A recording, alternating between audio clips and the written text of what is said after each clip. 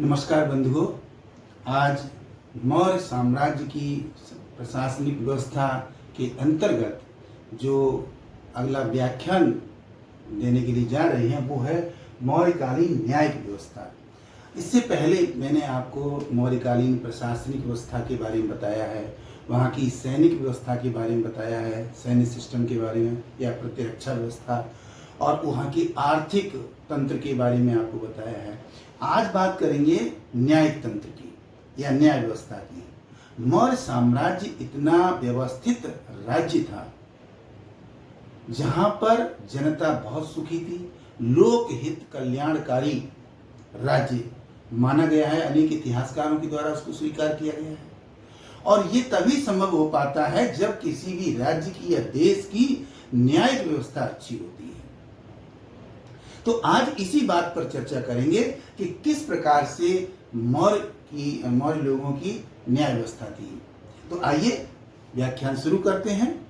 तो सबसे पहले हम ये देखेंगे कि ये जो हमें न्यायिक व्यवस्था के बारे में जानकारी मिलती है मौर्यकाल की, वो किन लेखकों के द्वारा या किन इतिहासकारों के द्वारा इसके बारे में जानकारी दी गई है। तो सबसे पहले देखेंगे कौटिल्य, जिन्होंने कि अर्थशास्त्र लिखा है। उन्होंने अपने अर्थशास्त्र के अंदर मौर्य साम्राज्य का विस्तृत वर्णन किया है, प्रत्येक पक्ष की जानकारी दी है और उसमें उन्होंने न्याय व्यवस्था के बारे में भी विस्तृत रूप से लिखा है।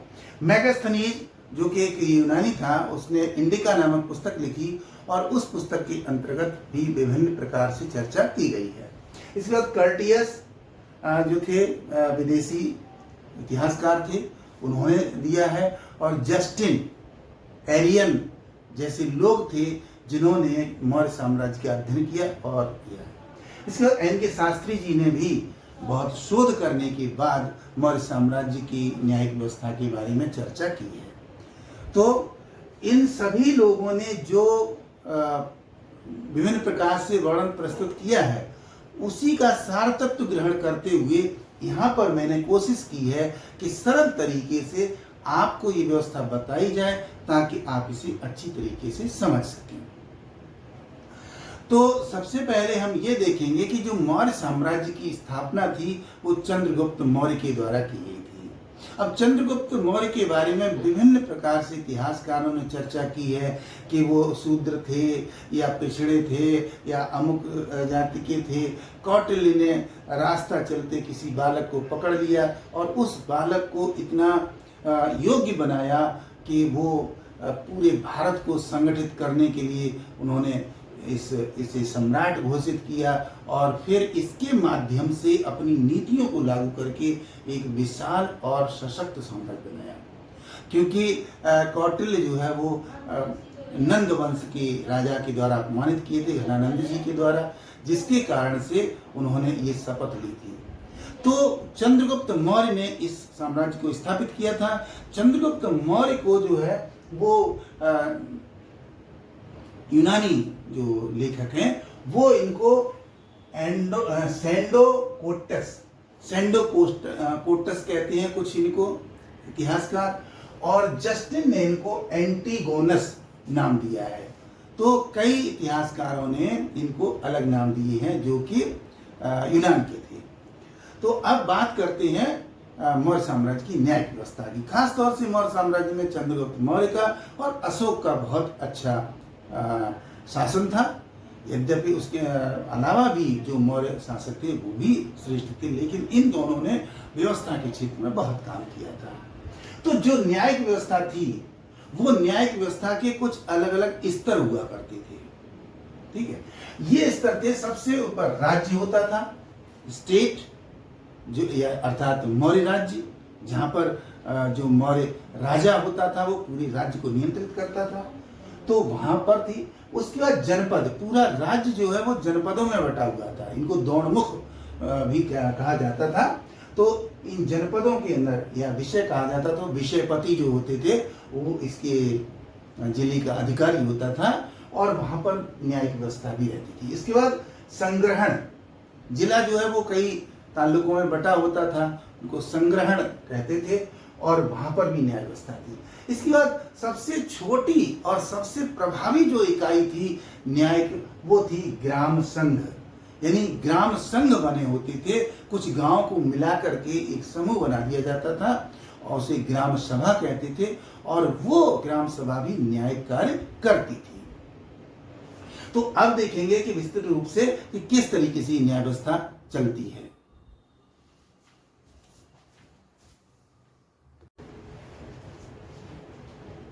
तो सबसे पहले यहां देखेंगे कि पहला था केंद्रीय न्याय व्यवस्था, यानी केंद्रीय स्तर पर, राज्य स्तर पर क्या व्यवस्था थी वो देखते हैं। तो इसमें राजा या सम्राट जो होता था वो सर्वे सर्वा होता था। न्याय व्यवस्था का जो सर्वे सर्वा होता था वो राजा या सम्राट होता था, और उसके बाद न्यायिक शक्ति जो थी वो मुख्य न्यायाधीश के पास थी, यानी chief justice of the state होता था, उसके पास न्यायिक शक्ति थी।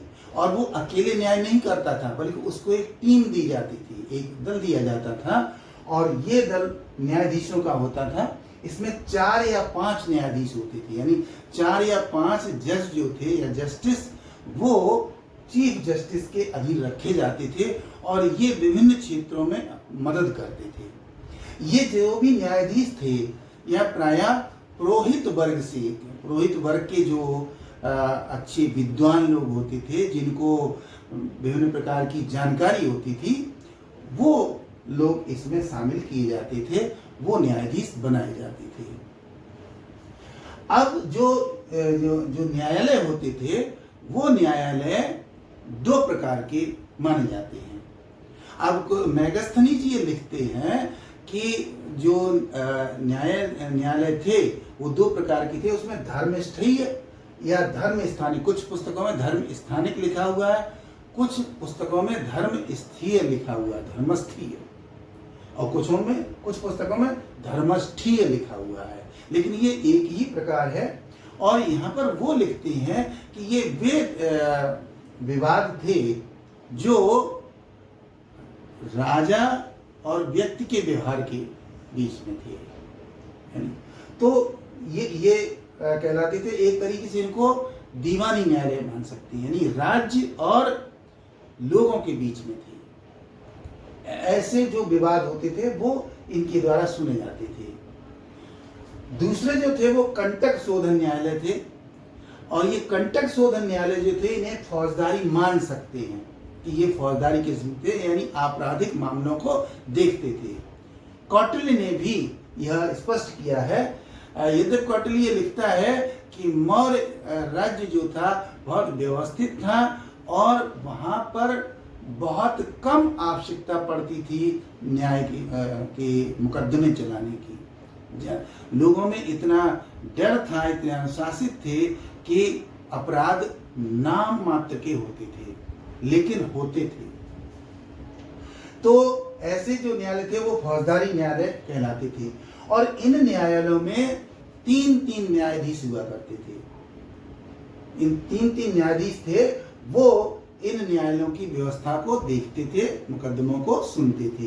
तो केंद्रीय स्तर पर जो व्यवस्था थी, न्यायिक व्यवस्था, वो इस प्रकार की थी। अब हम देखेंगे स्थानीय स्तर, यानी स्थानीय न्याय व्यवस्था किस प्रकार की थी। अब जो कौटिल्य हैं, कौटिल्य राज्य की व्यवस्था को केंद्रीय न्यायिक व्यवस्था कहते हैं, और शेष जो व्यवस्था है, ये जो शेष व्यवस्था है, ये कहलाती है स्थानीय या स्थानिक। क्योंकि ये जो है जनपद, विभिन्न जनपद हैं, वहाँ विभिन्न विशिष्ट स्थानों पर ये न्यायालय हैं और ये कार्य करते हैं। इसी तरीके से संग्रहण है, इसी तरीके से ग्राम संघ है। तो ये जो है वो स्थानीय न्यायालय होते थे जो विभिन्न स्तरों पर कार्य करते थे। अब ये देखना है कि ये स्थानीय न्यायालय किस प्रकार के थे और क्या कार्य करते थे। तो इसमें सबसे पहले थे नागरिक न्यायालय। नागरिक न्यायालय का मतलब होता था कि ये वे न्यायालय थे जो नागरिक स्वयं स्थितियों का अध्ययन करने के बाद जो श्रेष्ठ नागरिक होते थे वो आपस में मिलकर ही इस कोर्ट को बनाते थे कि ये कोर्ट होगा और ये हम लोगों की समस्याओं को सुनेगा, विवादों को सुनेगा और फैसले करेगा। तो ऐसे जो न्यायालय थे जो स्वयं जनता के जो भद्र पुरुष थे, यानी श्रेष्ठ लोग थे, जो विद्वान लोग थे, वो मिलकर आपस में अपने क्षेत्र के लिए इस तरीके के न्यायालयों की स्थापना करते थे और राज्य के द्वारा यह अधिकार उनको प्राप्त था। और ये जो न्यायालय होते थे वो सभी प्रकार की समस्याओं को सुनते थे, चाहे वो आपराधिक हैं चाहे वो दीवानी संबंधी हैं। यद्यपि दीवानी संबंधी जो मुकदमे होते थे या विवाद होते थे उनको ये सामान्य रूप से संज्ञान में लेते हुए उनको आगे बढ़ा देते थे। स्वयं इनको अधिकार प्राप्त नहीं था कि बहुत बड़े दीवानी मुद्दों पर ये निर्णय दे सके। इसके बाद दूसरे थे व्यापारिक संघ न्यायालय। जब हमने आर्थिक व्यवस्था के बारे में बताया था तो आपको बताया था कि विभिन्न प्रकार के व्यापारिक संगठन थे जिनको श्रेणी संगठन कहा जाता था, और ये श्रेणी संगठन जो थे वो पूरा आर्थिक तंत्र देखते थे, उद्योग किस तरीके से चल रहे हैं, कहां पर किसको पैसे की आवश्यकता है, इस तरीके से वो काम करते थे। तो उसी तरीके से व्यापारियों के संघ थे, और ये व्यापारियों के संघ जो थे वो व्यापारिक विवादों का निपटारा करने के लिए इन्होंने न्यायालय की ये अपना न्यायालय बनाते थे, और उसमें ऐसे ही विद्वान पुरुषों को रखा जाता था जिनको की जानकारी होती थी कानून की, और वो निर्णय करते थे। अब यहाँ पर एक बात और है कि जो न्यायाधीशों की संख्या थी वो सभी स्थानों पर एक जैसी नहीं थी।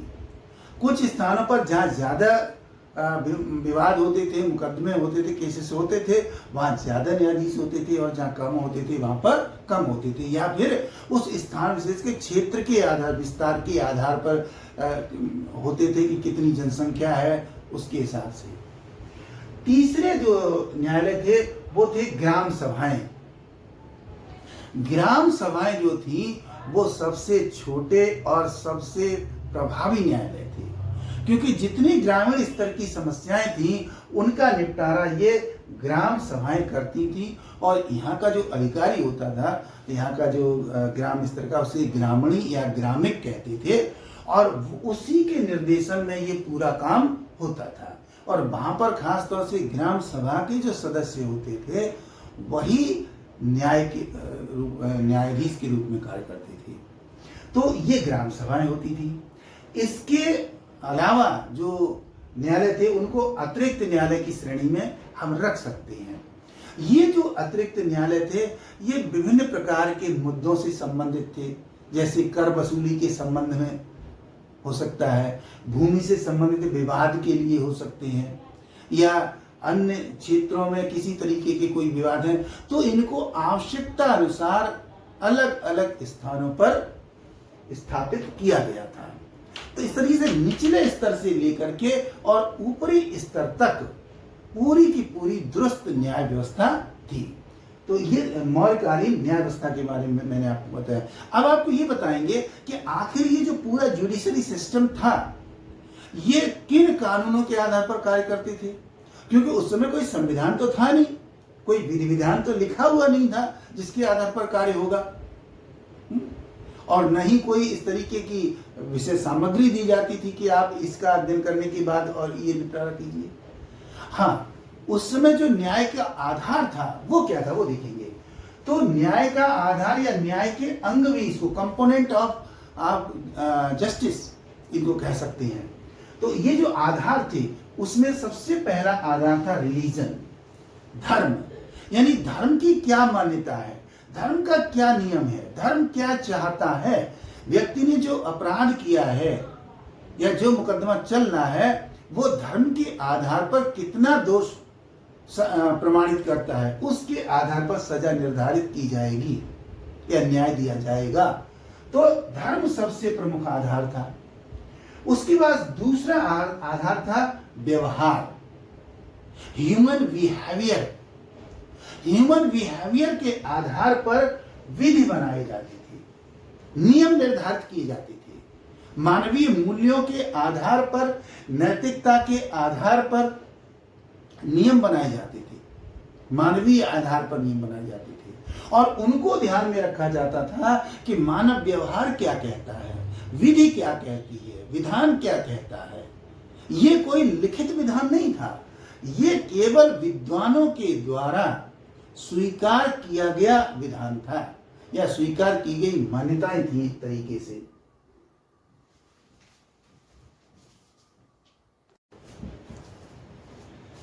तीसरा जो आधार था, तीसरा जो अंग था न्याय का, वो था चरित्र। चरित्र का मतलब था कि समाज में जो प्राचीन काल से परंपराएं चली आ रही हैं, रीति रिवाज चले आ रहे हैं, उन रीति रिवाजों और परंपराओं का नियमन जारी रहना चाहिए, उनका उल्लंघन नहीं होना चाहिए। तो जब कभी भी इस तरीके के मुकदमे आते थे तो इसको चरित्र को आधार बनाकर ही फैसले दिए जाते थे। चौथा और अंतिम जो आधार था वो था राजशासन। राजशासन का मतलब है राजाज्ञाएं। राजाज्ञाएं विभिन्न तरीके से उपलब्ध कराई गई थी। कई स्थानों पर स्तंभ लेख थे, शिला लेख थे, जिन पर लिख दिया गया था कि राज्य क्या चाहता है, क्या नियम है। और कभी कभी आदेश जारी किए जाते थे पत्रों के माध्यम से, ऐसा भी उल्लेख मिलता है। तो उन राजाज्ञाओं का पालन करवाना न्यायाधीशों का कार्य होता था। तो इस तरीके से 4 प्रमुख आधार थे: धर्म, व्यवहार, चरित्र और राजशासन। अब ये जो न्यायाधीश थे सभी स्तरों पर, वो न्यायाधीश प्रायः पुरोहित या ब्राह्मण वर्ग के होते थे, जो विद्वान पुरुष होते थे, जिनको कि इन सभी आधारों की जानकारी होती थी, उनको रखा जाता था। और कहीं कहीं पर यह भी उल्लेख मिलता है कि इनकी नियुक्ति के बाद इनको बाकायदा प्रशिक्षण भी दिया जाता था, सिखाया जाता था कि किस प्रकार से उनको कार्य करना है।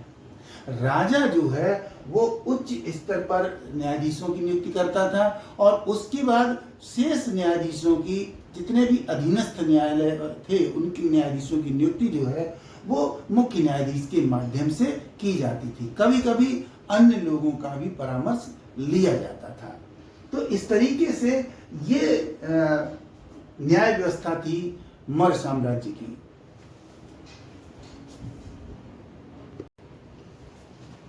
अब बात करते हैं दंड व्यवस्था की। तो मौर्य काल के अंतर्गत जो न्याय व्यवस्था थी उसका साथ देने के लिए दंड व्यवस्था थी, यानी पूरी न्यायिक एवं दंड व्यवस्था थी, जिसके कारण राज्य पूरी तरह व्यवस्थित तरीके से चल रहे थे। तो जो दंड व्यवस्था थी वो कैसी दंड व्यवस्था थी? कठोर दंड व्यवस्था थी। कौटिल्य लिखते हैं कि मौर्य राज्य के अंदर इस प्रकार की कठोर व्यवस्था थी कि लोग अपराध नहीं करते थे, अपराध नाम मात्र के लिए होते थे, और जहां कहीं पर भी अपराध होता था तुरंत उसकी सुनवाई होती थी और संबंधित व्यक्ति को दंडित किया जाता था, जिससे कि समाज के दूसरे लोग अपराध न करें। अब इस पूरी न्यायिक और दंड व्यवस्था में जो महत्वपूर्ण भूमिका अदा करने वाले विभाग थे वो सबसे पहले था पुलिस प्रशासन। पूरे मौर्य साम्राज्य के अंदर प्रत्येक स्तर पर पुलिस हुआ करती थी और पुलिस के उस स्तरीय आधार पर अधिकारी होते थे जो बराबर निगरानी करते थे जनता की रक्षा करने के लिए और जनता की मदद करने के लिए। और साथ ही यदि जहां कहीं पर भी अपराध हो जाता था तो अपराधी को पकड़कर न्यायालय में प्रस्तुत करने और न्यायालय के द्वारा दिए गए फैसले या न्याय के अनुसार उसका अनुपालन करवाने के लिए पुलिस प्रशासन प्रत्येक तरीके से तैयार रहता था और ये प्रत्येक स्तर पर हुआ करती है। और इसी तरीके से गुप्तचर व्यवस्था थी। कौटिल्य ये लिखते हैं गुप्तचर व्यवस्था के बारे में कि राजा जो है वो अपने विश्वास पात्रों को गुप्तचर के रूप में रखता था और ये पूरी टीम होती थी, पूरा दल होता था जो राज्य के प्रत्येक भाग में जगह जगह पर फैला हुआ था और हर तरीके की सूचना जो है वो लाकर राजा को देता था। और राजा सुबह को सबसे पहले उठकर पहला काम ये करता था कि अपने गुप्तचरों से जानकारी लेता था कि कहां पर जनता को कष्ट है, कहां पर अपराध हुए हैं, कहां पर किस प्रकार की स्थिति है, वो सारी जानकारी राजा लेता था और उसके आधार पर राजा विभिन्न विभागों को आदेश करता था और इसमें न्याय विभाग भी शामिल था। तो ये गुप्तचर भी प्रत्येक स्तर पर फैले हुए थे और ये राजा के सबसे विश्वास पात्र लोग होते थे। इसमें ऐसा कुछ भी नहीं था कि केवल ब्राह्मण होंगे, इसमें सभी जातियों के, सभी समुदायों के लोग थे जो अच्छा ज्ञान रखते थे और साथ में सूचनाओं को अच्छी तरीके से एकत्रित करके राजा तक पहुंचा सकते थे। अब जो इतिहासकार हैं, एरियन जो यूनानी इतिहासकार हैं, इन्होंने जब अध्ययन किया है तो यहाँ की गुप्तचर प्रणाली को बहुत ही अच्छा बताया, श्रेष्ठ बताया है और इनको ओवरसियर का नाम दिया है कि ये ओवरसियर के रूप में पूरे राज्य में फैले हुए थे और ये जानकारी देते थे, जिससे कि ओवरसियर का मतलब होता है कि जहां पर कोई भी चीज खराब हो गई है उसको दुरुस्त करवाना है। तो चीज कैसे खराब हुई, कितनी खराब हुई, इसकी रिपोर्ट करना और फिर उसको सही करवाने का काम भी इन्हीं की निगरानी में होता था। स्ट्रैबो जो कि दूसरा इतिहासकार है जिसने व्याख्या की है, वो इनको इंस्पेक्टर कहता है। वो कहता है कि एक इंस्पेक्टर के रूप में ये काम करते थे, पूरे समाज के अंदर फैल जाते थे और निरीक्षण करते थे प्रत्येक कार्यवाही का कि किस तरीके से जनता रह रही है, क्या कष्ट हैं, क्या कार्य होना है, कौन व्यक्ति कैसा व्यवहार कर रहा है, ये सारी की सारी जानकारी ये लोग जुटाते थे और राजा तक ये पहुंचती थी। तो ये सारी की सारी जानकारी जो है जब पहुंचती थी तो पूरा का पूरा जो जुडिशरी सिस्टम था वो बहुत अच्छी तरीके से काम करता था। अब जो जुडिशरी सिस्टम जो फैसले लेता था, जो न्याय करता था, उस पर क्या सजाएं मिलती थी अपराधों के लिए, तो उसमें सबसे बड़ी सजा मृत्युदंड थी। ये मृत्युदंड की जो सजा थी वो बड़े अपराधों के लिए दी जाती थी और इसमें इस सजा का जो प्रावधान था वो ब्राह्मणों के लिए अलग से था और शेष समुदाय के लिए अलग से था। ब्राह्मणों के प्रति थोड़ा सॉफ्ट कॉर्नर अपनाया गया था। उनको अगर मृत्युदंड देना होता था तो कौटिल्य ये लिखते हैं कि उनको किसी शस्त्र के द्वारा नहीं मारा जाता था, उनको पानी में डुबोया जाता था, जल में डुबो करके उनको सजा दी जाती थी मृत्युदंड की, ऐसा उल्लेख मिलता है। अन्य लोगों को जो मृत्युदंड दिया जाता था वो अन्य प्रकार से दिया जाता था। उनको या तो उनका वध किया जाता था। अब वो वध करने के तरीके अलग अलग थे क्योंकि मौर्य में हर राजा ने वध करने का तरीका अपने अपने हिसाब से अपनाया था। तो अब इसके बाद देखेंगे दूसरा जो दंड था वो था अंगभंग, अर्थात बहुत बड़े अपराध से छोटा अपराध किसी ने किया है जो कि फौजदारी से संबंधित है तो अंग भंग कर दिया जाता था। हालांकि ये भी बहुत कठोर था, जैसे हाथ काट देना, नाक काट देना, कान काट देना, पैर तोड़ देना, इस तरीके के जो दंड थे वो दिए जाते थे। इसके बाद दूसरा था अंग भेदन। देखिए अंग भंग एक दंड था, दूसरा था अंग भेदन। अंग भेदन का मतलब है कि पूरी तरीके से उस अंग को काटकर अलग नहीं किया जाता था बल्कि उसमें उसको नुकसान पहुंचाया जाता था। जैसे हाथ को नुकसान पहुंचा दिया, थोड़ा नहीं, हाथ मतलब अलग नहीं किया, उसको नुकसान पहुंचा दिया, कानों में छेद करवा दिए, नाक में छेद करवा दिया। तो इस तरीके के जो दंड थे वो प्रायः चोरी करने, लूटपाट करने, धोखा देने इत्यादि से संबंधित जो है वो दिए जाते थे। इसके बाद जो सामान्य रूप से जो छोटे अपराध थे उन अपराधों के लिए कोड़े मारने की सजा थी। यानी किसी ने छोटा अपराध किया है तो इसको 10 कोड़े लगाए जाएंगे, इसको 20 कोड़े लगाए जाएंगे, इस तरीके से सजाएं भी दी जाती थी।